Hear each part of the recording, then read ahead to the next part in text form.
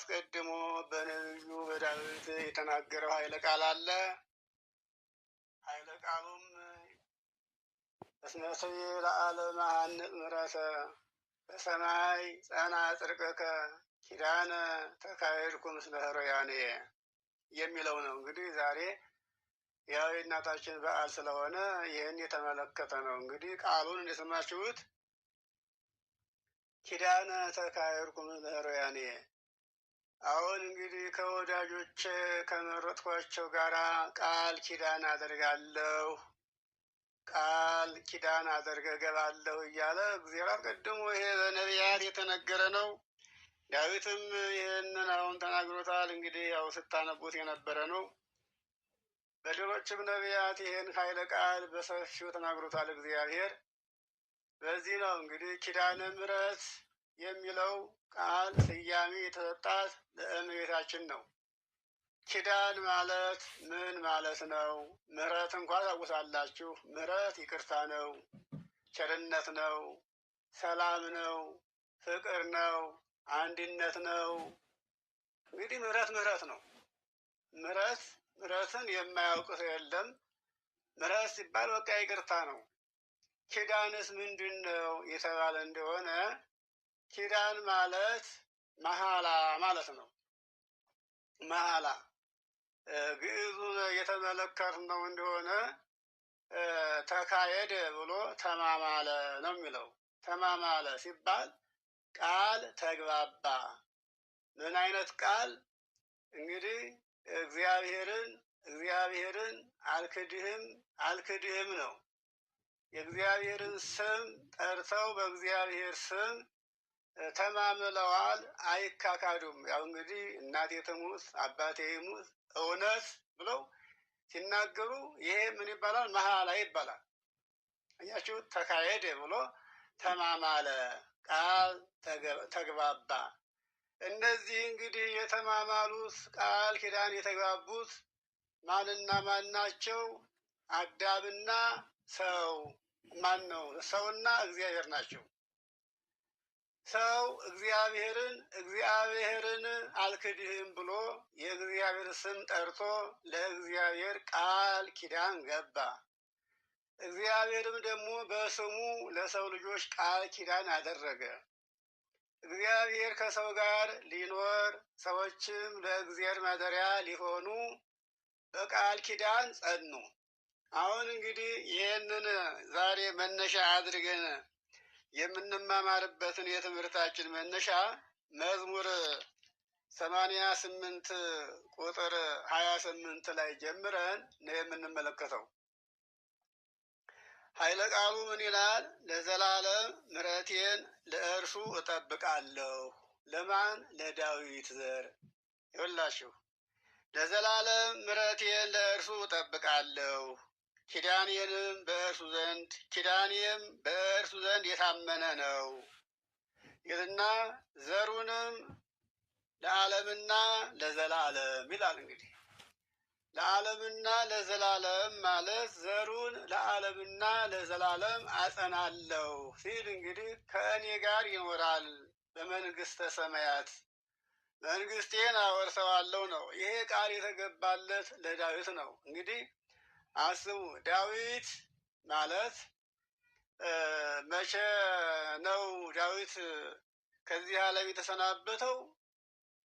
ከልጁ ከሰሎሞን ቀድሞ ሲሆን ከሰሎሞን በኋላ ደግሞ ብዙ ነቢያት ተነስተዋል።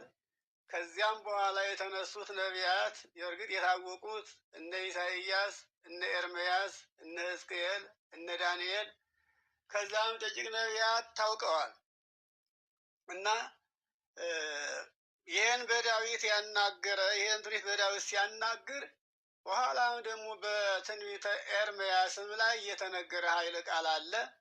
እሱንም እንመለከተዋለን። እንግዲህ ዛሬ እናንተ የምታከብሩት ሁላችን የምናከብረው ይሄ የምህረት ቃል ኪዳን ነው። የይቅርታ ቃል ኪዳን ነው። የሰላም ቃል ኪዳን ነው። እግዚአብሔር አስቀድሞ በኖህ ዘመን ለኖህ የገባለት ቃል አለ። ያም ቃል እያማስን ለምድር ዳግም በማያሄ ዳግመኛ ይችን ዓለም ምድርን በማያሄ አላጠፋትም ብሎ ለኖህ የገባለት ቃል አለ። እግዚአብሔር መቼም ያው እንግዲህ የሰው ልጆችን ካጠፋ ከገሰጸ በኋላ ተመልሶ ይጸጸታል። አዎ ሳይለምነው የፈጠረው ፍጥረቱን በኃጢአተኝነቱ ምክንያት ካጠፋ በኋላ ይጸጸትና ቃል ይገባል።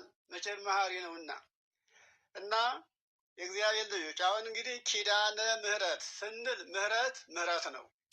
እንደምታውቁት ምሕረት ነው፣ ይቅርታ ነው፣ ቸርነት ነው። በምሕረት መካከል ጠብ የለም፣ ክርክር የለም፣ መለያየት የለም፣ መጎሸማመጥ የለም፣ ኩርፊያ የለም። አያችሁት? በምሕረት ውስጥ በይቅርታ ውስጥ ኩርፊያ የለም። ሰውና እግዚአብሔር ለዘላለም አንድ ሆነዋል። ኪዳን ማለት አንድነት፣ መተማመን፣ መስማማት፣ አንድ መሆን ማለት ነው። ያው እንግዲህ ሰው ሲማማል መሐላ ሲያደርግ ዳግም ላይለያዩ በውስጣቸው የሻከረ ነገር ላይታይ አንዱን በአክብሮት አንዱን በፍቅር ሊመለከተው ማለት ነው። እንግዲህ ሰው እግዚአብሔርን በአክብሮት እግዚአብሔር ደግሞ ሰውን በፍቅር ሊመለከተው ቃል ኪዳን ተግባቡ። ይህንን ቃል ኪዳን ሲግባቡ እግዚአብሔር ያናገረው ማንን ነው? ዳዊት ነው። ዳዊት እንግዲህ እንደኛ ያለ ሰው ነው። አስቡት። በሕግ ተወስኖ ዘር ተክቶ የኖረ ሰው የእስራኤል መሪ ነው።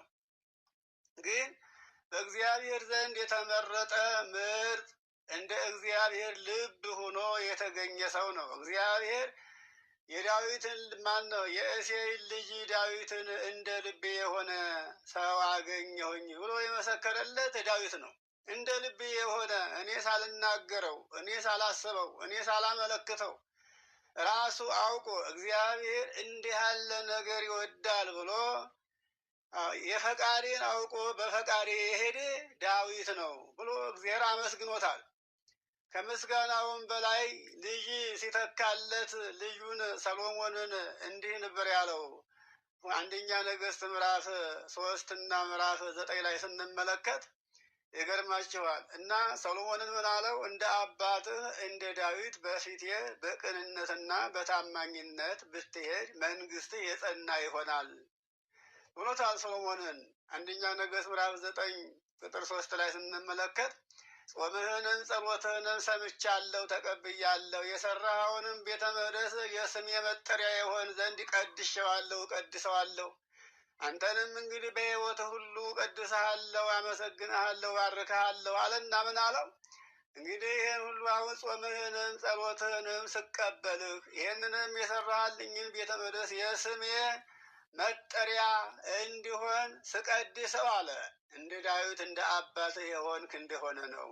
ዳዊት አባትህ እስከ መጨረሻው ድረስ ከፈቃዴ ሳይወጣ ከመንገዴ ከፊቴ ሳይርቅ የፈቃዴን አውቆ እንደሰራ ሁሉ አንተም እንደ አባትህ የልቤን ፈቃድ አውቀህ የኖርክ እንደሆነ አለ እኔም ለአንተ የገባሁልህን ቃል እፈጽመዋለሁ ሲል ለሶሎሞን ነግሮታል። ሆኖም ግን ሰው መቼም እንደምታውቁት ሰው ነው፣ ያው ደካማ ነው። በነገራችን ላይ እንኳን ሰው መላእክትም ደካሞች ናቸው። ይኸው ብዙዎች እኮ ስተዋል። አሁን እንግዲህ ዲያብሎስ ብቻውን አልሳተም፣ ይዞት የጠፋው ሰራዊት ብዙ ነው። እያችሁ በአንድ በዲያብሎስ ስንት ሰራዊት ስንት መላእክት ወድቀው ቀርተዋል። እና ሰሎሞን በእርግጥ ሄዶ መጨረሻ ላይ ስቷል። እግዚአብሔርም ደንግጦበታል። ሰሎሞን አስደነገጥከኝ፣ ከአንተ ይህን አልጠበቅኩም ነበረ፣ እንዲህ ትሆናለህ እያልገመትኩም ነበረ። አመስግኜ ሳልጨርስህ እንዲህ ያለ ስራ ሰራህን ብሎታል። እንግዲህ ያው በዘመኑ ከአሕዛብ ጋር ተዳራ፣ የአሕዛብን መስዋዕት በላ። በዚህ ምክንያት እግዚአብሔር አዘነ። በዚያ ምክንያት ግን ያው መቼም እግዚአብሔር ያልተባረከ ልጅ ሰጠው። ያም ልጅ ሮብዓም ነበረ። በሱ ምክንያት ለእስራኤል ጠንክ ሆነባቸው። እስራኤል ከሁለት ተከፈሉ። ከዚያም በኋላ ለስንት ለ500 ዘመን ተከብሮ የነበረ ሕዝብ በሰሎሞን ልጅ በሮብዓም ጊዜ እስራኤል ጥላት አፈራባቸው። ይህም የሆነባቸው ከሁለት ሲከፈሉ ነው። ይህ ሁሉ የመጣው ሰሎሞን መጨረሻ ሄዶ ኃጢአት ላይ ስለወደቀ ነው። እና ምንድን ነው ወደዛ ወዳልታሰበው ታሪክ ወሰድኳችሁ እንጂ አሁን እንግዲህ እግዚአብሔር ምንድን ነው ዛሬ እመቤታችንን የምናከብራት እግዚአብሔር ለሰው ልጆች የሰጠው ቃል ኪዳን የዘላለም ቃል ኪዳን የማይፈርስ ቃል ኪዳን ነው። አያችሁት? የማይፈርስ ቃል ኪዳን ነው። ይገርማቸዋል። ይህንን እግዚአብሔር በትንቢተ ኤርምያስ ምዕራፍ 31 ከቁጥር 31 ጀምሮ ያለውን ኃይለ ቃል የተመለከታችሁት እንደሆነ እንዲህ ይላል እግዚአብሔር። አስቀድሞ አስቡትማ እንግዲህ ከአባቶቻቸው ጋር እንደገባሁት ያለ ቃል ኪዳን አይደለም ይላል። ይህ በኋላ ዘመን ማለት 5500 ዘመን ከተፈጸመ በኋላ ከልጆቻቸው ጋር አዲስ ቃል ኪዳን አደርጋለሁ፣ አዲስ ቃል ኪዳን እገባለሁ አለ እግዚአብሔር። ከማን ጋር ነው ያለው? ከልጆቻቸው ጋር። አዎ ከአባቶቻቸው ጋር እንደገባሁት ያለ ቃል ኪዳን አይደለም። አባቶቻቸው የገባሁላቸውን ቃል ኪዳን አፍርሰውታል፣ አልጠበቁትም።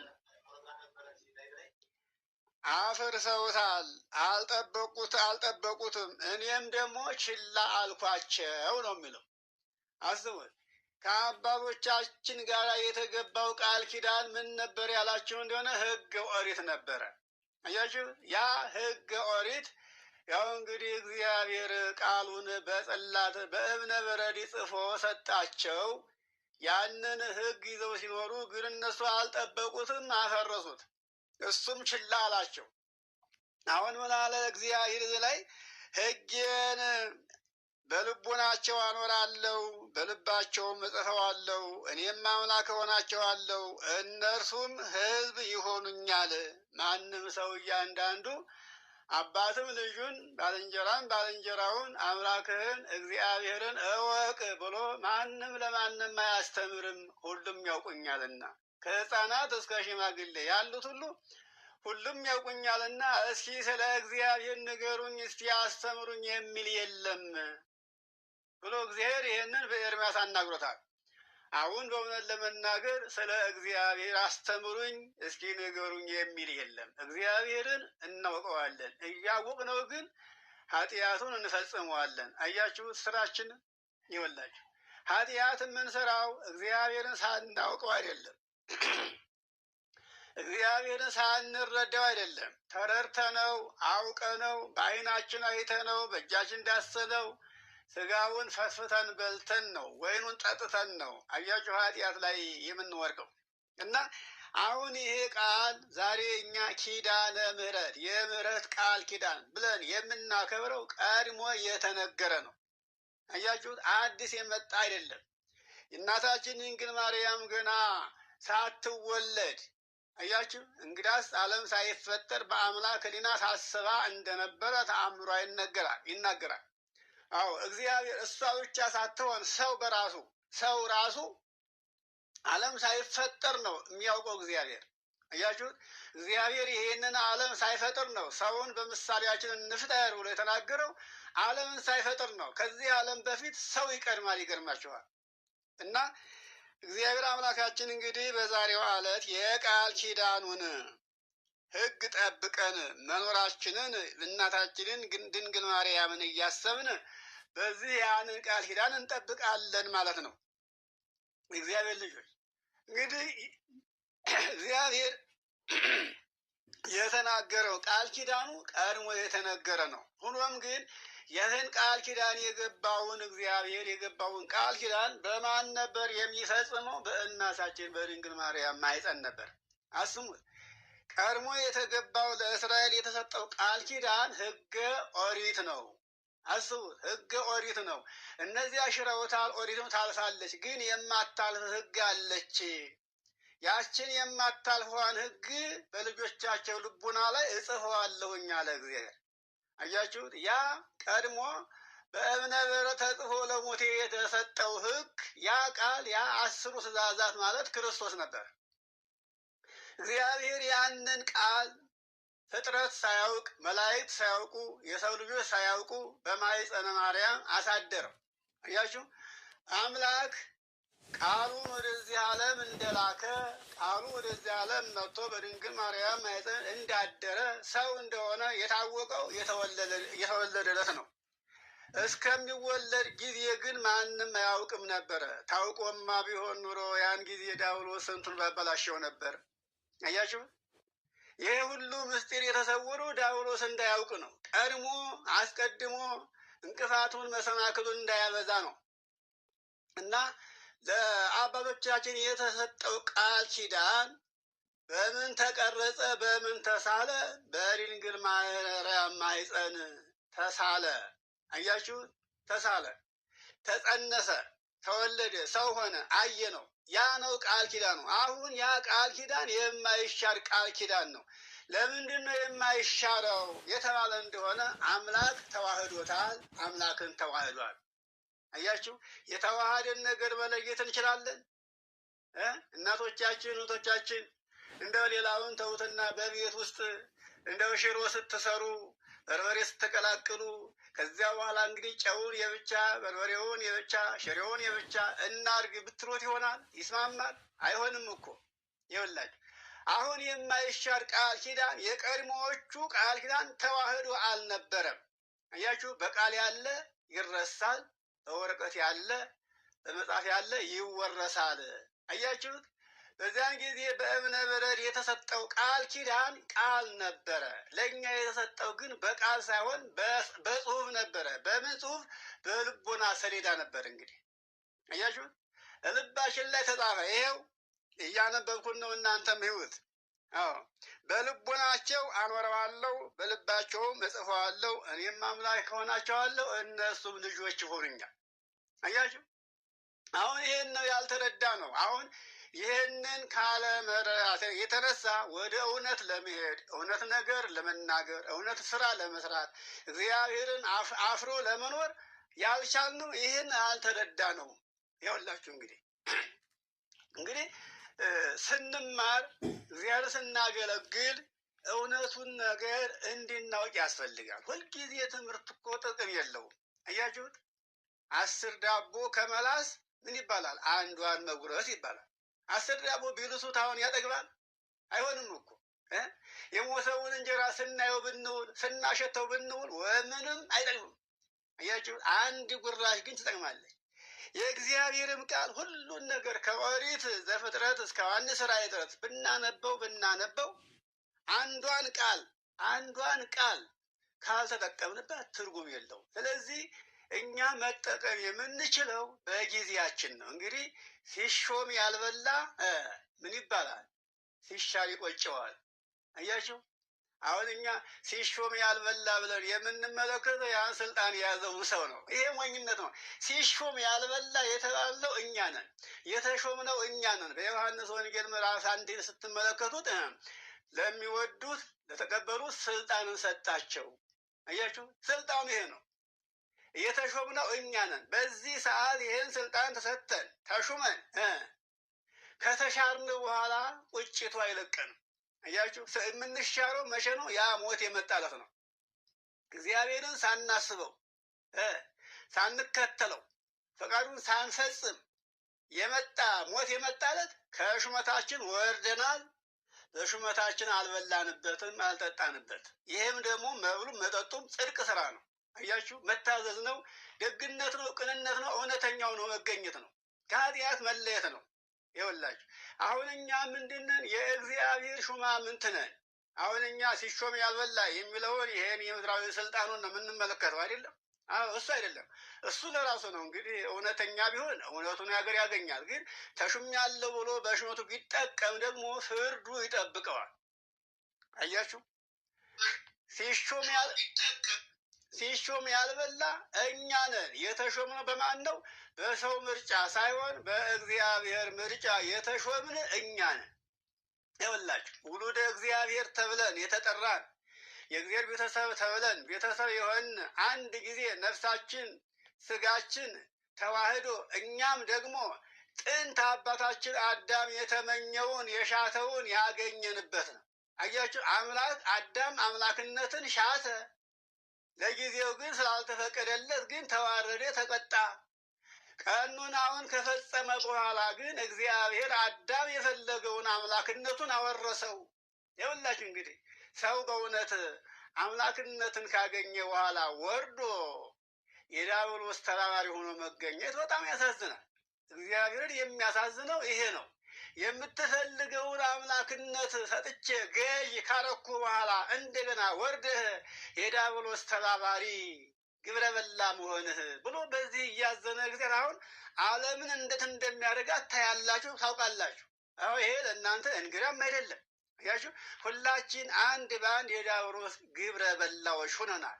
ከምን ወርደን? ከሰማየ ሰማያት ከጽርሐ አርያም ወርደን ማለት ነው። እንግዲህ ጥንት የተፈለገውን አምላክነት ካገኘን በኋላ እኮ ነው አሁን እንደገና ወደ ረከሰ ነገር የምንወርደው። ይሄ አለመታደል ነው። እና ይሄ ቃል ኪዳን የቀደመ ነው። እንግዲህ ምንም ዛሬ ጾማችን፣ ጸሎታችን የምህላ ጊዜ የጸሎት ጊዜ ቢሆንም ደግሞ ያው በዓሉ የሚታሰበው እንደ በዓልነቱ ነው እና በዓሉን ተመልክተን ለመሄድ ፈልጌ ነው። ያው እንግዲህ ጾሙንም እስከ መጨረሻው ድረስ የምንሄድበት ስለሆነ እንቀጥለዋለን።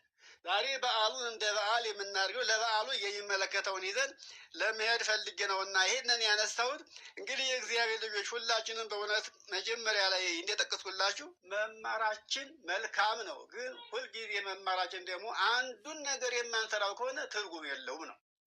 ስለዚህ ድካማችን ትርጉም ያለው እንዲሆን ምን እናድርግ የሚለውን ነገር ስናስብ ለቃሉ ተገዥ መሆን ያስፈልጋል። አያችሁ፣ እናንተ እኮ አሁን በደንብ እኛ ተቀምጠን ወንጌል ታነባላችሁ። አያችሁ፣ ለምን? ስለተማራችሁ እኮ ነው። እንግዳ ወንጌል እኮ በቤተ ክርስቲያናችን እኮ ለዲያቆኑ እንኳን አይሰጥም። ማን ነው የሚያነበው? ካህኑ። አያችሁ፣ ካህን ነው የሚያነበው። አሁን ግን ለእናንተ ሰጠናችሁ እንድታውቁ። ወንጌል ስታነቡ ድፍረት ይሞላችኋል። አዎ፣ ሞራላችሁ ከፍ ይላል። በእውቀት ትበለጥጋላችሁ። ፍቅር ያድርባችኋል። ይህ አይገባችሁም ብንላችሁ እኮ እያፈራችሁ ወደኋላ ትሉ ይሆናል። እንዳትሉ ነው እንጂ እንግዳማ ወንጌልማ እንግዳ ለካህን ነበር የሚሰጠው። ግን የለም እንዲህ አድርገን ልጆቻችን ካላሳደግናቸው ብለን ነው ለእናንተ ቦታዋን የለቀቅንላችሁ። ስለዚህ ዝም ብሎ በአንበብም ሳይሆን እንግዲህ እንድታውቁ ያስፈልጋል ለማለት ነው። ምክንያቱም ዝም ብለን አክብረን ብንለቃችሁ ትርጉም የለውም። አሁን ዛሬ የተቸገርነው ሰውን አንተ ቅዱስ፣ አንተ ቡሩክ፣ አንቺ ንግስት፣ አንቺ ቅድስት፣ አንተ ሸር እያልን እናመሰግነዋለን። ይሄ ውዳሴ ከንቱ ነው። አያችሁ፣ ያን ሰው እኮ እግዚአብሔር ይመዝነዋል። ያለ ስራችን ያለ ደግነታችን በደግ ስንነሳ በለጋስነት በሸርነት ስንሞገስ እንታያለን። ያ ሁሉ የማይገባ ነገር ነው። ሰውን ወደ እግዚአብሔር እንዲደርስ እውነቱን እንደ አባቶቻችን መናገር ነው። ሰውን ማመስገን፣ ሰውን እግዚአብሔር ያመስግነው እንጂ ሰውን እኛ እንውደደው እናክብረው። ቅዱስ ቅዱስ ማለቱን ግን አይገባም። ቅድስናውን የሚሰጠው እግዚአብሔር ነው። የሰውን ልቡና የሚያውቀው እግዚአብሔር ነውና። ስለዚህ እኔ መቼም ስራችሁ ደስ ይለኛል። ግን እቤታችሁ ስትገቡ ደግሞ ያው እንደ ሰው ናችሁ። እንደ ሰው ማለት እንደዚህ እንደ ዓለሙ ሰው ነው የሚሆነው። አያችሁ፣ በሀሳባችሁ አትነጹ፣ በስጋችሁ አትነጹ። ልባችሁ ብዙ ያስባል። ምኞታችሁ ሰፊ ነው። እንደገና ታለቅሳላችሁ። ይሄ ጎደለ ብላችሁ ታዝናላችሁ። ይሄ ስንፍና ነው። በዚህ ተሞልታችሁ እስካፋችሁ እኮ ነው የተሞላችሁት። ይሄን ቃል እስቲ ያስቡት እንግዲህ። ግን እዚህ ላይ እንደምናያችሁ አትሆኑ። ቆይታችሁ ደግሞ ሄዳችሁ ስትገቡ ሌላ ሀዘን ይመጣል፣ ሌላ ዋይታ፣ ሌላ ስቀጥረት፣ ሌላ ለቅሶ ይመጣባቸዋል።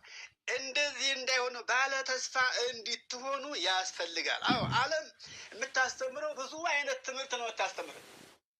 እንኳን እናንተን እኛንም ራሱ እንድንዋዥ ነው የምታደርገን። ዓለም የምታሳየው ሁሉ በጣም ያማልላል። እንኳን ዋኖቹን እንኳን እስከ ማሳት ይደርሳሉ ብሎ ጌታችን ተናግሮት የለም። ስለዚህ እንኳን እናንተ እኮ ገና ለጋዎች ናችሁ፣ ቡቃያዎች ናችሁ። በአይምሮ ገና ያልበሰላችሁ፣ በእውቀት ያልበለጸጋችሁ ገና ቡቃያ ናችሁ እናንተ። ስለዚህ መጠንከር አለባችሁ ለማለት ፈልጌ ነው። እና እንግዲህ እግዚአብሔር ልጆች በእውነት ለመናገር ነቢየ እግዚአብሔር ቅዱስ ዳዊት እንደተናገረው ምዕራፍ 88 ቁጥር 28 ላይ ያሉን ኃይለ ቃል ተመልክተናል። እንግዲህ ስርዓቴን ቢያረክሱ ትእዛዜንም ባይጠብቁ ኃጢአታቸውን በበትር በደላቸውንም በመቅሰፍት እጎበኛለሁ። አያችሁ፣ አሁን ወደ ትምህርታችን መነሻ ተመልሼ ነው ከኤርምያስ ወጥቼ መዝሙረ ዳዊት 88 ቁጥር 30 ላይ ያለው ኃይለ ቃል የተነሳንበት ቁጥር 28 ላይ ነው። ይኸውላችሁ ልጆቹ ግን ሕጌን ቢተዉ ፍርዴን ቢዘነጉ ይላል። አሳያችሁ። የማን ልጆች? ለዚህ ቃል ለተገባለት ሰው የዳዊት ልጆች ማለት ነን። እንግዲህ አሁን እኛ የዳዊት ዘር ነን፣ የነቢያት ልጅ ነን። አያችሁ፣ የሐዋርያት ልጆች ነን፣ የጻድቃን የሰማዕታት ልጆች ነን። ግን ስራችን መሰረታችን ማን ነው? ዳዊት ነው፣ ቃል የተገባለት። ልጆቹ ግን ሕጌን ቢዘነጉ ሕጌን ፍርዴን ቢተዉ አለ። ስርዓቴንም ቢያረክሱ ትእዛዜንም ባይጠብቁ ቢንቁት አለ። ኃጢአታቸውን በበትር አስቡ፣ በደላቸውን በመቅሰፍት እጎበኛለሁ። አሁን እግዚአብሔር በምንድን ነው እየጎበኘን ያለው? በቸርነት፣ በይቅርታ፣ በደስታ፣ በፍቅር፣ በብልጽግና ነው? በጤና ነው? በሰላም ነው? እስቲ እኔ ሰላም አለኝ፣ ፍቅርም አለኝ፣ ጤናም አለኝ፣ ፈቃዴ ሁሉ የተሟላ ነው ብሎ የሚመሰክር ሰው ታገኛላችሁ? አያችሁ፣ ሁሉ ጎደሎ ነው። አያችሁ፣ መቼም ጎደሎ ሰላም አይሰጥም። አያችሁ፣ እናቶቻችን ወንዝ ወርደው ውሃ ሲቀዱ እንስራው ካልሞላ አያስኬዳቸው፣ እየተወዛወዘ ይጥላቸዋል፣ ወገባቸውንም ይጎርዳቸዋል። ወንድም ቢሆን ራሱ ጎደሎን ስራ ውሃ ያልሞላውን ቢሸክም አያስኬደውም። ሰውዬው ወደፊት ሲል እንስራ ወደኋላ ይላል፣ ሰውዬው ወደኋላ ሲል እንስራ ወደፊት ይደፋል። አሁን ስለዚህ እኛ እንዲህ ነን፣ ጎደሎ ነን፣ አልሞላንም። የጎደለን ነገር ምንድን ነው ብንል የስጋ ፍላጎታችን መቼም ይህን የሚያልፈውን ዓለም ነው እና የምንፈልገው ገንዘብ እንፈልጋለን፣ ስልጣን እንፈልጋለን፣ ትዳር እንፈልጋለን፣ ጤና እንፈልጋለን። መቼም ሁሉ ነገር ያስፈልገናል። ያ ሁሉ ግን ቤታችን ውስጥ የለም። ምን ነሳን? ምን አሳጣን? እግዚአብሔር ለማን ፈጠረው? በዚህ ዓለም ላይ ሰውን ፈጥሮ ይህን ዓለም ሲያዘጋጅ፣ ይህን ዓለም ፈጥሮ ሰውን ሲፈጥር፣ ይህ ዓለም የተፈጠረው ለሰው ነው። ሌላ ማንም አይጠቀምበትም። ይህን ዓለም ግዛ፣ ብላ፣ ጠጣ፣ ንዳ የተባለው ሰው ብቻ ነው። ግን እግዚአብሔር ፈጥሮ ለማን ያደርገዋል? ለመላእክት አይሰጠው፣ ወይም ሌላ ዓለም የለም ለሌላ ሰው ያደረገው። ለምን ነሳው? የፈጠረውን ነገር ሁሉን ነገር ከኛ አርቆታል እግዚአብሔር። አያችሁ፣ ይህን ሁሉ ያደረገው ምንድን ነው? የልባችን አለመታዘዝ፣ እውነተኞች አለመሆን፣ ቅኖች አለመሆን፣ ንጹሐን አለመሆን። ይሄ ሁሉ ብዙውን ነገር አሳጥቶናል። አያችሁ፣ ብዙውን ነገር ነው የነሳን። አሁን ወደ እግዚአብሔር ሁላችን አንድ ልብ ሆነን ብንገናኝ ማለት ነው፣ እግዚአብሔር በአንድ ቀን ሌሊት የሁላችን ጎደሎ ሞልቶት ነበር የሚገኘው። የሁላችን በአንድ ቀን ሌሊት። እንግዲህ ይሄን ዓለም ሲፈጥር የፈጀበትን ጊዜና ሰዓት እዩት። መጋቢት 29 ቀን እሁድ 1 ሰዓት ጠዋት ላይ ፈጠረ፣ ለዚያውም 7 ፍጥረት። አያችሁት እንግዲህ። ታዲያ ይሄን ያደረገ እግዚአብሔር አሁን ሁላችን አንድ ልብ ሆነን ወደ እሱ ብንመለስ የሁላችን ጎደሎ በአንድ ቀን አይሞላም ትላላችሁ? ይኸውላችሁ እግዚአብሔር የሚሳሉ ነገር የለም። ግን ሰው ሆነን ባለመገኘታችን ብቻ እራሳችን በራሳችን እንበድላለን። ራሳችን ደግሞ ራሳችን በድለን እግዚአብሔርን ነገረኛ እናደርገዋለን። ይገርማቸዋል። እኛ እኮ ምን በድዬ ነው እንለዋለን እኮ እግዚአብሔርን። ሲከፋን ስናለቅስ ምን በድዬ ነው እንላለን። የሰራነውን ስራ እኮ አናውቅም እኛ። እሱ አይረሳ፣ የሚዘነጋው ነገር የለ። የሰራነውን እንኳን የማናውቅ ሰዎች ሁነን እኛው በድለን እንግዲህ ጅራፍ ራሱ ገርፎ ራሱ ይጮሃል እንደሚባለው እኛው አጥፍተን እኛውን እንጮሃለን። ምን በደልንህ? ምን አደረግንህ? ይኸውላችሁ ሳላውቅ በድዬ ይሆናል እባክህ፣ ሳላውቅ የሰራሁትን ስራ መቼም አንተ አይሳትህምና ይቅር በለኝ ማለት ወግ ነበረ። ይኸውላችሁ መንገድ ስተን ነው እኮ የምንሄደው። እና አሁን ይህንን እንግዲህ ልጆቹ ሕጌን ቢተዉ ፍርዴንም ቢዘነጉ ስርዓቴንም ቢያረክሱ ትእዛዜንም ባይጠብቁ ኃጢአታቸውን በበትር በደላቸውንም በመቅሰፍት እጎበኛለሁ። ምሕረቴን ግን ከእርሱ አላርቅም። አያችሁ፣ ይቅርታዬን ግን ጨርሼ አላርቅም። ገርፌ እመልሳቸዋለሁ። ዳዊትም ሲለምን ገርፈህ መልሰኝ እንጂ ጨርሰህ አታጥፋኝ ይላል። አያችሁ እንግዲህ በበትርም በትሩ ረሃብ ነው፣ ቸነፈር ነው፣ ደዌ ነው፣ ችግር ነው፣ ጭንቀት ነው። በብዙ ጭንቅ አስጨንቆ እልካችን አስፈጽሞ ይመልሰናል። እንግዲህ መቅሰፍት ነው፣ መቅሰፍቱ አይመልስም፣ ከወሰደ አይመልስም። ያው መሄድ ነው። ጎርፍ ከሆነ ጎርፍ ነው፣ ናዳም ከሆነ ናዳ ነው፣ ሽብርም ከሆነ ሽብር ነው። እንግዲህ ምድርም ተናውጣ ከሆነ እንደ መንጎድ ነው። አያችሁ ግን ታሞ መነሳት፣ ተሰብሮ መጠገን፣ ተርቦ አቶ ማግኘት የብትር ነው። ይኸውላችሁ እና ምን አለ እግዚአብሔር አሁን እንደሰማችሁት ነው። እና ግን ምሕረቴን ከእርሱ አላርቅም፣ በእውነቴም ደግሞ አልበድልም፣ አውቄም አልበድለውም። ኃጢአቱን ግን እየነገርኩኝ እየገረፍኩኝ እየወቀስኩኝ እመልሰዋለሁ ያለው ማን ነው? እግዚአብሔር ነው። እንግዲህ ይሄ ሁሉ የሆነበት እንግዲህ አምላካችን እግዚአብሔር በእናታችን በድንግል ማርያም ማኅፀን አድሮ የገባው ቃል ኪዳን ቢኖር ይሄ ነው የማይሻር። በኋላ ዘመን ከልጆቻቸው ጋር የምገባው ቃል ኪዳን ከአባቶቻቸው ጋር እንደገባው ያለ ቃል ግን አይደለም። ይህ የሚሻር ነው፣ የሚያልፍ ነው። እነሱም አልጠበቁትም ነበረ፣ እኔም ችላ አልኳቸው። በኋላ ግን ችላ የማይባሉ ልጆች አሉ። እያሰርኩ እየገረፍኩኝ ልክ እያገባሁኝ እመልሳቸዋለሁ። የሚተው አይደሉም። አንደኛዬን ተዋህጃቸዋለሁኝና አያችሁ፣ ተዋህደናል። እንግዲህ መቼስ አሁን እኛ በራሳችን አንድ ነገር ወይም በቀኝ ጎናችን ወይም እጃችን ወይም እግራችን አንዱ አካላችን በሽተኛ ቢሆን ይሄ አካሌ አይጠቅመኝም ብለን እንጥለዋለን። አያችሁ፣ አንካሳችን ይዘን በሽታችን ይዘን እያልን ተሸክመነው እንኖራለን። አንዷ ጥርሳችን እንኳን ብታስቸግረን ያችን እንኳን አናወጣት፣ አካል ነቻ። አያችሁ፣ አካል ነች። ስለዚህ እግዚአብሔር እንደዚህ ነው። አንድ ጊዜ አካል አድርጎናል፣ አካሉ ሆነናል። እኛም ደግሞ እርሱን ሆነናል፣ መለኮትን ሆነናል፣ ተዋህዶናልና። ስለዚህ እግዚአብሔር አካሉን አይጥልም። ሁሉም ግን አይምሮ የተሰጠን የተዋሃድነው የበላነው የቀደሰን የወለደን አምላካችን ንጹሕ ነው፣ ቅዱስ ነው። ስለዚህ በሚያልፍ ነገር ለምን እለውጠዋለሁ ብለን ራሳችን መግዛት ግን የእኛ ድርሻ ነበረ። እግዚአብሔር ድርሻው መንገድ ብቻ ነው። ከመንገድ ያለፈ አስገድዶ እጅግራችን አስሮ አይገዛንም። ምክንያቱም አስቀድሞ ነፃነትን አውጇል። እኔ ሁለት ነገር አስቀምጬልሃለሁ፣ ወይም እሳቱን ወይም ውሃውን፣ አንተ እጅን ወደ ፈለግከው ላክ ያለው እግዚአብሔር ነው። እያችሁ አስገድዶ መግዛት ይቻለው ነበረ፣ ግን ነፃነትን ሰጠን። አምላክ ስለሆነ አስጨንቆ ገዛኝ እንዳንለው ነፃነትን ሰጠን። አሁንም አካል ሆነን ሳለ አላስገደደንም። አካሌ ነህ፣ ብልቴ ነህ፣ ነውር አሰራም፣ ክፉ አታስብም ብሎ ማለት ይቻለው ነበረ። ለቀቅ አደረገን። እኛ ደግሞ ማሰብ ሲገባ ማሰቡን ተው ነው። እያችሁ እግዚአብሔርን ተሸክመን የት ነን ያለን? ኃጢአት ውስጥ ነው ያለን ማለት ነው። እንግዲህ ኃጢአት የማይስማማውን አምላክ ኃጢአተኛ አደረግ ነው። ስለዚህ ነው እንግዲህ መቼስ እሳት እኮ ካልሄዱበት አያቃጥልም።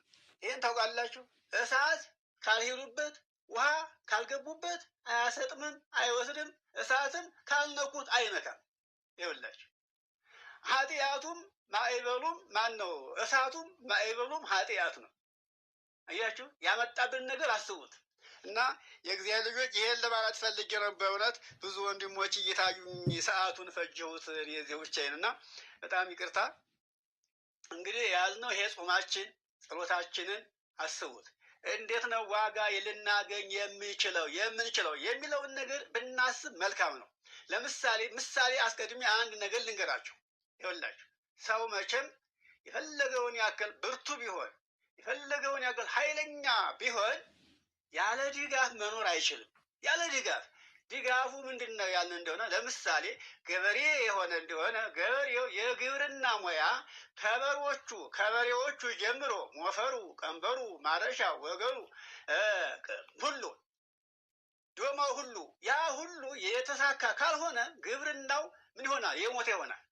አዝመራው ደግሞ ሲደርስ ማጭዱ የተሳለ ካልሆነ ያ ሁሉ ገበሬውን ገበሬ አያደርገውም። ወደ እናቶች እንኳ ስንመጣ መቼም እናቶች እንደው ሌላው ቀርቶ ምግብ እንኳ ለማብሰል ሲፈልጉ እሳቱ ከሌለ ማገዶ ከሌለ እሳቱ እየሄደ እየመጣ ከሆነ እንጀራው ጣዕም የለው፣ ወጡ ጣዕም የለው፣ ሁለመናው ምንም ጥጥ የለውም፣ ዳቦ አይበስል።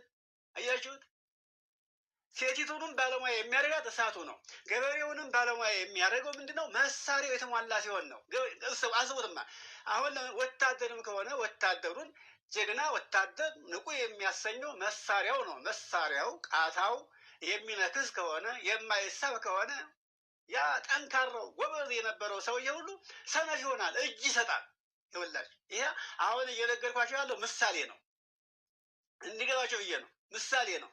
አሁን ሰውንና እግዚአብሔርን የሚያገናኙት እነማን ናቸው? ሰውን ወደ እግዚአብሔር፣ እግዚአብሔርን ወደ ሰው የሚያቀራርቡት እነማን ናቸው ያልን እንደሆነ እነማን ናቸው እንላለን። እኒህን እንዘርዝራቸው: እምነት፣ ተስፋ፣ ፍቅር፣ ጾም፣ ጸሎት፣ ምጽዋት፣ የዋሃት፣ ትሕትና፣ ፍቅር። አያችሁ? ማነው? ቅድስና። እነዚህ አስሩ እግዚአብሔርን ወደ እኛ የሚስቡ እኛን ደግሞ ወደ እግዚአብሔር የሚያደርሱ ናቸው። እነዚህ ምንድን ናቸው? አያችሁ? ታታሪ ሰራተኞች ናቸው። እኛ አናውቃቸውም እንጂ ሰውና እግዚአብሔርን የሚያዋህዱ፣ የሚያስማሙ፣ የሚያስታርቁ ታታሪ ሰራተኞች ናቸው በማናን በእኛና በእግዚአብሔር መካከል። ግን መሳሪያ አላቸው። ያለ መሳሪያ አቅም የላቸውም። ግዳጅ አያስፈጽሙም። አስቡት እንግዲህ ተመልከቱት። መሳሪያ አላቸው። መሳሪያቸው ማነው? ሰው ነው። እያችሁ ያ ሰው ቅድስና የሌለው፣ እውነት የጎደለችው፣ ትሕትና የሌለው፣ ትዕቢተኛ፣ ክፉ፣ አመፀኛ፣ አድመኛ፣ ሴሰኛ ከሆነ ግዳጅ አያስፈጽሙም። መሳሪያቸው የዶለመ ነዋ። አያችሁ? ያረጀ ያፈጀ። ይኸው እንግዲህ ምን የሆነ እንበለው የዛገ ይወላችሁ። ሰው የዛገ ከሆነ ጸሎቱ፣ ምጽዋቱ፣ ጾሙ ፈጽሞ ግዳጅ አያስፈጽምም። አያችሁ? ይህ ነው ችግራችን። አሁን ወደ እግዚአብሔር የምንቀርበው እኛ አይደለንም። እኛ ሳንሆን የሚያቀርበን ማን ነው? ያ ጾም፣ ያ ጸሎት፣ ያ ምጽዋት፣ ያ ጽድቅ፣ ያ ፍቅር ነው። አስቡት እንግዲህ ያ እምነት ነው፣ ያ ተስፋ ነው። እነሱ ደግሞ ምን ይፈልጋሉ? ፍጹም የሆነ ሰው ይፈልጋሉ። ንጹሕ የሆነ ልቡ ያልጎደፈ፣ እጁ በሰው ደም ያልተነከረ፣ የሰው ገንዘብ ያልበላ፣ ያልዋሸ፣ ያልቀጠፈ ሰው ይፈልጋሉ። ያ ሰው ከዚህ ሁሉ ኃጢአት የጸዳ ከሆነ ግን ጾሙና ጸሎቱ ሰተት አድርገው ይዘውት የት ይሄዳሉ? ወደ እግዚአብሔር። ይህንን እኮ ጌታችን አምላካችን ኢየሱስ ክርስቶስ በሉቃስ ወንጌል ምዕራፍ 16 ቁጥር 9 ላይ ተናግሮታል። አያችሁት? ቁጥር 9 ላይ አዎ ገንዘባችሁን በዚህ በሚያልፈው ገንዘባችሁ ብዕል ነገር በሚያበላሸው ገንዘባችሁ ወዳጅ ግዙበት ይላል። አያችሁት? ወዳጅ ግዙበት። አዎ እንግዲህ ያ ወዳጅ ማን ነው? ጻድቃንን፣ ሰማዕታትን፣ ነቢያትን፣ ሐዋርያትን፣ ራሱን ባለቤቱን፣ እመቤታችንን እነዚህን በየወሩ ማሰብ ነው። እንደገና በዚህ ዓለም ስትኖሩ ባልንጀራችሁን፣ ወንድማችሁን ማብላት ማጠጣት ነው። ታሪክ እንዳላበዛ ብዬ ነው እንግዲህ ለእነሱ ለተባቡ መምህራኖቹ ከጨረሱት ያነሱታል ብዬ ስለማመን ታሪኩ ሰፊ ነው። ግን እዚህ ላይ እንግዲህ አስቡት ባለጸጋና ንጉሥ እዚህ ላይ አሉ። ግን ልተው ታሪኩ ሰፊ ነው፣ ጊዜ ይፈጅባቸዋለሁ። እና ባልንጀራችሁን ማሰብ ያስፈልጋል ሲል እንግዲህ ያ ጾም፣ ያ ጸሎት፣ ያ ምጽዋት፣ ያ ፍቅር፣ ያ ትሕትና እኛን ከእግዚአብሔር ጋር የሚያገናኝ ስለሆነ እኛ ምን እንሁን? ዋጋ እንድናገኝ ጾማችን እንዲያገናኘን፣ ጸሎታችንን እንዲስበን የጸዳን መሆን አለብን። አያችሁ? ሰው ከሰው ፊት የማይቀርብ ከሆነ አያስከትሉትም። ይህን ታውቃላችሁ። ወደ ትልቅ ጉባኤ ሲሄዱ፣ ወደ ተከበረ ቦታ ሲሄዱ ሰዎች ያንን ሰው አይወስዱትም። አያችሁ? ከሰው ፊት የማይቀርብን ሰው ትልቅ ቦታ የማይገባውን ሰው ጥለው አስከትለው አይሄዱም። ለምን? ለዛ የማይገባ ሰው ስለሆነ አያችሁ እንግዲህ ወደ እግዚአብሔር መንግስት የማይገባን ሰዎች ስለሆነ ጾማችንም ጸሎታችንም እግዚአብሔር ዘንድ ሊያደርሱን አይችሉም እና ስለዚህ በጾማችንም በጸሎታችንም በምናገለግለው አገልግሎት ሁሉ ወደ እግዚአብሔር መቅረብ እንዲቻለን ልባችን ንጹህ ይሁን፣ ስጋችን ቅዱስ ይሁን፣ የረከሰ ነገር ሁሉ ከኛ የራቀ ይሁን። ጊዜያችን ሰዓታችን ይሄ ጊዜ ነው። የኛ ጊዜያችን ይቺ ብቻ ነች። ከዚች ውጭ ሌላ ጊዜ የለንም። የነገዋ ጊዜ የኛ ትሁን የኛ አትሁን አዋቂው እግዚአብሔር ነው። የነገ